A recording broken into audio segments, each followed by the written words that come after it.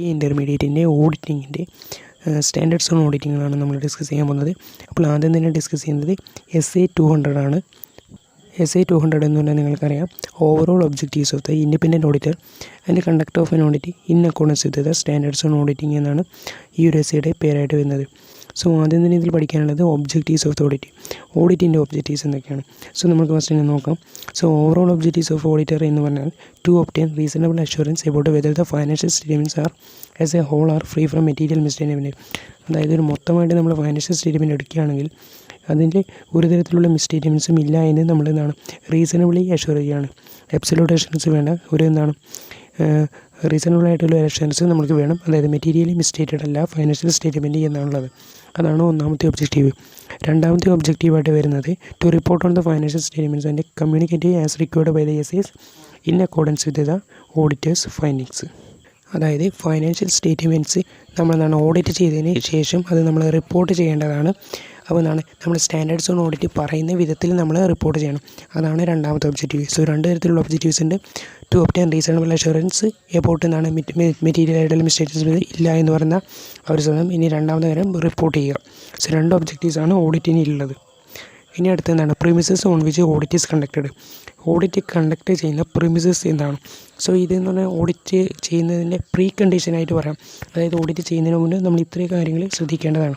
So ഒന്നാമത്തെ, it is A responsibility of the management and TCWG. TCWG എന്ന് പറഞ്ഞാൽ those charged with governance ആണ്. അതായത് ഒരു കമ്പനിയുടെ മുകൾ ഭാഗത്ത് നിൽക്കുന്ന പ്രൊമോട്ടേഴ്സ് പോലെയുള്ള അവരെയാണ് നമ്മൾ TCWG എന്ന് പറയുന്നത്.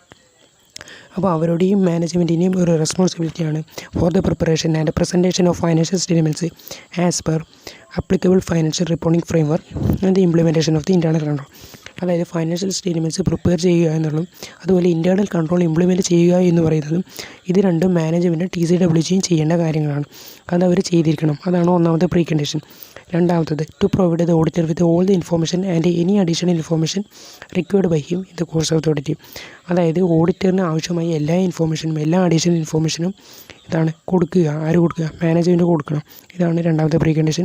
ഇനി മൂന്നാമത്തെ പ്രീ കണ്ടീഷൻ എന്ന് പറയുന്നത് to provide the auditor with unrestricted access to in the books of accounts and those within the India. അതായത് ഓഡിറ്ററിന് എല്ലാ തരത്തിലുള്ള ബുക്സ് പരിശോധിക്കാനുള്ള ആക്സസ് കൊടുക്കുക. അതായത് അൺറെസ്ട്രിക്റ്റഡ് ആയിട്ടുള്ള ആക്സസ് കൊടുക്കുക. അതുപോലെ തന്നെയാണ് എല്ലാ തരത്തിലുള്ള ആൾക്കാരുമായിട്ടും ഇടപഴകാനുള്ള അവസരവും ഓഡിറ്ററിന് ഒരുക്കി കൊടുക്കുക.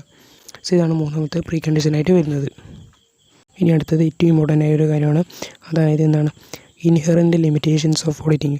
അതായത് ഓഡിറ്റിങ്ങിൻ്റെ ഇൻഹെറൻ്റ് ആയിട്ടുള്ള ലിമിറ്റേഷൻസ് എന്തൊക്കെയാണ്? ഒന്നാമത്തെ limitation nature of financial reporting ആണ്. അതായത് financial statement preparation involves judgment by the management subject edition and assessment. അതായത് ഫൈനാൻഷ്യൽ സ്റ്റേറ്റ്മെൻറ്റ് പ്രിപ്പയർ ചെയ്യുമ്പോൾ മാനേജ്മെൻറ്റിൻ്റെ ജഡ്ജ്മെൻറ്റ് വരുന്നുണ്ട്. സോ അത് എന്ന് പറയുന്നത് ഒരു ഓഡിറ്റിൻ്റെ ഒരു ലിമിറ്റേഷനാണ്. കാരണം മാനേജ്മെൻറ്റിൻ്റെ ജഡ്ജ്മെൻറ്റ് വന്നാൽ ഓഡിറ്റേഴ്സിന് കുറച്ച് ലിമിറ്റേഷൻ വരും. അതാണ് ഒന്നാമത്തേത്. അതായത് നേച്ചർ ഓഫ് ഫൈനാൻഷ്യൽ റിപ്പോർട്ടിംഗ് എന്ന് പറഞ്ഞാൽ ഒരു ഹെഡിൽ വരുന്ന ലിമിറ്റേഷൻ. ഇനി രണ്ടാമത് നേച്ചർ ഓഫ് ഓഡിറ്റ് പ്രൊസീജിയേഴ്സ്. അതിൽ വരുന്നത് എന്ന് പറഞ്ഞാൽ there may be practical and legal limitations on the auditor's ability to obtain audit evidence. അതിൽ ഒന്നാമത്തെ point, management may not provide complete information intentionally or unintentionally which is requested by the auditor. അതായത് auditor ചോദിച്ച കാര്യങ്ങൾക്കൊന്നും അവർ information ഒന്നും തരുന്നില്ല. Intentionally ആവാം unintentionally ആവാം. രണ്ടാമത്തെ കാര്യം, fraud may involve sophisticated and carefully organised scheme to conceal. അതായത് ഫ്രോഡ് ഇൻവോൾവ് ചെയ്യുക. അതായത് മാനേജ്മെൻറ്റ് എന്തെങ്കിലും ഫ്രോഡ് ചെയ്താലും അതൊരു ലിമിറ്റേഷനാണ്. അതുപോലെ മൂന്നാമത്തെ പോയിൻ്റ് എന്ന് പറഞ്ഞാൽ audit is not an official investigation. Audit എന്ന് പറഞ്ഞ ഒരു ഇൻവെസ്റ്റിഗേഷൻ എന്നല്ല. അത് ഇനി കയറി ഇറങ്ങാനും അതുപോലെ കേസെടുക്കാനും അങ്ങനത്തെ ഒരു ഇൻവെസ്റ്റിഗേഷൻ അല്ല. അതുകൊണ്ട് തന്നെ ഓഡിറ്റേഴ്സിന് ചില ലിമിറ്റേഷൻസ് ഉണ്ട്. സോ അതുകൊണ്ട് തന്നെ ഇതും ഒരു ലിമിറ്റേഷൻസ് ആയിട്ട് വരുന്നുണ്ട്. അപ്പോൾ നേച്ചർ ഓഫ് ഓഡിറ്റ് പ്രൊസീജിയേഴ്സിൽ 3 കാര്യങ്ങൾ വരുന്നുണ്ട്. മാനേജ്മെൻറ്റിന് എല്ലാ ഇൻഫോർമേഷനും തരാത്തത്, അതുപോലെ തന്നെ ഫ്രോഡ് ഇൻവോൾവ് ചെയ്യാം, അതുപോലെ ഓഡിറ്റ് എന്ന് പറഞ്ഞ ഒരു ഇൻവെസ്റ്റിഗേഷൻ അല്ല. സോ ഇനി മൂന്നാമത്തെ point, time and cost constraints. Relevance of information and its value will tend to diminish over time and there is a balance to be struck between reliability of information and its cost. അതായത് സമയത്തിൻ്റെയും അതുപോലെ കോസ്റ്റിൻ്റെയുമായിട്ടുള്ള ഒരു constraints വരാം. അതായത് സമയം കൂടുന്തോറും അതിൻ്റെ ഒരു relevance of ഇൻഫോർമേഷനൊക്കെ കുറയും. ഇതൊക്കെ ഒരു ലിമിറ്റേഷനായിട്ട് വരാവുന്നതാണ്. അതുപോലെ അതർ മാറ്റേഴ്സ് ശ്രദ്ധിക്കേണ്ടതാണ്. ഒന്നാമത്തത് fraud, particularly fraud involving senior management and collusion. Senior മാനേജ്മെൻറ്റിൻ്റെ അല്ലെങ്കിൽ എന്താണ് കൊളൂഷനായിട്ട് വരാം, അല്ലെങ്കിൽ എന്താണ് existence and completeness of related party relationship, അതായത് RP ട്രാൻസാക്ഷൻ, റിലേറ്റഡ് പാർട്ടിയായിട്ടുള്ള ട്രാൻസാക്ഷൻ വരുന്നത്. അതുപോലെ എന്താണ് occurrence of non compliance with laws and regulation, അതായത് എന്താണ് നിയമങ്ങളൊന്നും പാലിക്കാതെ, ഇപ്പോൾ ഓഡിറ്റിങ്ങിൻ്റെ ആണെങ്കിൽ SC ആകട്ടെ AS ആകട്ടെ ഇങ്ങനത്തെ കാര്യങ്ങളൊന്നും കംപ്ലൈ ചെയ്യാതെ നോൺ കംപ്ലൈൻസ് വരിക. ഇതിനടുത്ത് എന്താണ് future events or condition that may cause an entity to ceased continues going concern. അതായത് നമുക്കറിയാം എന്താണ് ഒരു ഫണ്ടമെൻ്റൽ അക്കൗണ്ടിങ് അസംഷനാണ് ഗോയിങ് കൺസേൺ എന്ന് പറയുന്നത്. ഗോയിങ് കൺസേൺ എന്ന് പറഞ്ഞാൽ ഒരു ഫേമിൻ്റെ എക്സിസ്റ്റൻസ് ആണ് പറയുന്നത് ഗോയിങ് കൺസേൺ. സോ ആ ഒരു ഗോയിങ് കൺസേൺ തന്നെ ഇല്ലാതാവുക എന്ന് പറയുന്ന ഒരു സിറ്റുവേഷൻ വരികയാണെങ്കിൽ അതൊരു ലിമിറ്റേഷനായിട്ട് വരാവുന്നതാണ്. ചിത്രീകരണ പോയിൻ്റാണ് ഇൻഹെറൻറ്റ് ലിമിറ്റേഷനായിട്ട് വരുന്നത്. ഇനി അടുത്ത കാര്യം എന്ന് പറയുന്നത് നമ്മുടെ എത്തിക്കൽ റിക്വയർമെൻറ്റ്സ് എന്തൊക്കെയാണ്. So auditor shall comply with ethical requirement including independence as required with ICA issue ചെയ്യുന്ന കുറച്ച് എത്തിക്കൽ റിക്വയർമെൻറ്റ്സ് ഉണ്ട്. ഈ എല്ലാ എത്തിക്കൽ റിക്വയർമെൻറ്റ്സ് എന്നാണ് ഓഡിറ്റർ പാലിക്കേണ്ടതാണ്. സോ ഒന്നാമത് ഇൻറ്റഗ്രിറ്റി എന്ന് പറഞ്ഞതാണ് straight forward and honest in all professional and business relationship, അതായത് ട്രൂത്ത്ഫുള്ളായിട്ട് നിൽക്കുക. ഇതാണ് ഇൻറ്റഗ്രിറ്റി എന്ന് പറയുന്നത്. രണ്ടാമത് ഒബ്ജക്റ്റിവിറ്റി എന്ന് പറഞ്ഞാൽ auditor not to compromise professional judgment because of bias, അതായത് പക്ഷപാതം മൂലം ഓഡിറ്റർ എന്താണ് അദ്ദേഹത്തിൻ്റെ പ്രൊഫഷണൽ ജഡ്ജ്മെൻറ്റ് കോംപ്രമൈസ് ചെയ്യാൻ പാടില്ല. അതാണ് ഈ ഒബ്ജക്റ്റിവിറ്റി നിൽക്കുന്നത്, അതായത് നിഷ്പക്ഷമായിട്ട് ഓഡിറ്റർ നിൽക്കണം. ഇനി മൂന്നാമത്തെ അതിൻ്റെ professional competence and due care എന്ന് പറയുന്നത്, അതായത് auditor attains and maintains professional knowledge and skill at the level required to render service. അതായത് ഓഡിറ്റർ അദ്ദേഹത്തിൻ്റെ കോമ്പറ്റൻസും അതുപോലെ തന്നെ ഡ്യൂ കെയറും നിലനിർത്തണം എന്നാണ് പറയുന്നത്. ഇതിനടുത്ത് കോൺഫിഡൻഷ്യാലിറ്റി എന്ന് പറഞ്ഞാൽ എന്താണ്, നമ്മുടെ ഓഡിറ്റർ ചെയ്യുന്ന എല്ലാ ഇപ്പോൾ ക്ലയൻറ്റിൻ്റെ വർക്കാണെങ്കിൽ ആ ഒരു ക്ലയൻറ്റിൻ്റെ വർക്ക് നമ്മൾ പുറത്താർക്കും കൊടുക്കാതിരിക്കുക, അതായത് കോൺഫിഡൻഷ്യലായിട്ട് ആ ഒരു ഇൻഫോർമേഷൻ വെക്കുക. അതായത് ബിസിനസ്സായിട്ട് കിട്ടുന്ന ആ ഒരു ഇൻഫോർമേഷൻ നമ്മൾ കോൺഫിഡൻഷ്യലായിട്ട് വെക്കുക. അതാണ് ഈ കോൺഫിഡൻഷ്യാലിറ്റി എന്ന് പറഞ്ഞാൽ എത്തിക്കൽ റിക്വയർമെൻറ്റ് കൊണ്ട് അർത്ഥമാക്കുന്നത്. ഇതിനടുത്ത് എന്താണ് പ്രൊഫഷണൽ ബിഹേവിയർ. ഇത് requires an auditor to comply with relevant laws and regulation and avoid any conduct that he knows or that may discredit the profession. അതായത് പ്രൊഫഷനായിട്ട് നമ്മൾ ബിഹേവിയർ ചെയ്യണം, അല്ലെങ്കിലും അതൊരു എത്തിക്കൽ റിക്വയർമെൻറ്റിൻ്റെ വയലേഷനായിട്ട് വരുന്നതാണ്.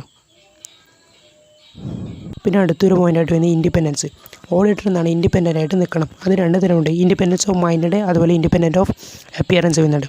സോ ഇൻഡിപെൻഡൻസ് ഓഫ് മൈൻഡ്, അതായത് എന്താണ് മനസ്സിൻ്റെ ഇൻഡിപെൻഡൻ്റ് എന്ന് പറഞ്ഞതാണ് it is a state of mind that permits expressing an opinion without being affected by the influences and enabling the auditor to act with integrity, objectivity and professional skepticism.